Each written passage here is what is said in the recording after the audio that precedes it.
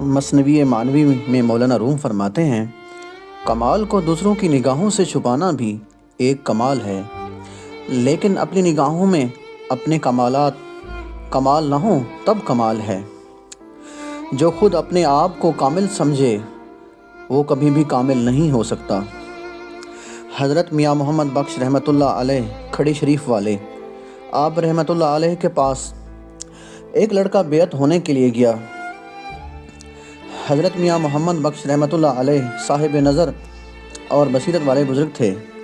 آپ رحمۃ اللہ علیہ نے اس لڑکے سے فرمایا، جاؤ پہلے اس لوٹے میں فلاں کنویں سے پانی بھر کر لاؤ، اس پانی سے وضو کروا کر بیعت لوں گا۔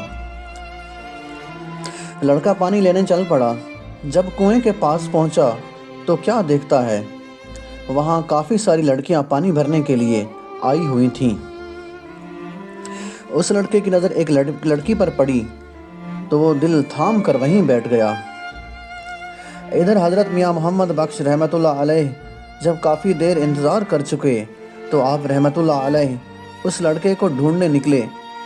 کیا دیکھتے ہیں کہ ایک جگہ وہ لڑکا کنویں کے پاس بے خبر بیٹھا ہوا ہے۔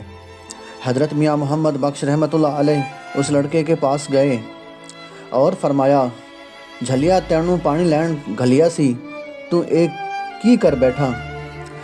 اس لڑکے نے جواب دیا، میاں جی رحمۃ اللہ علیہ او سوہنی بڑی ہے۔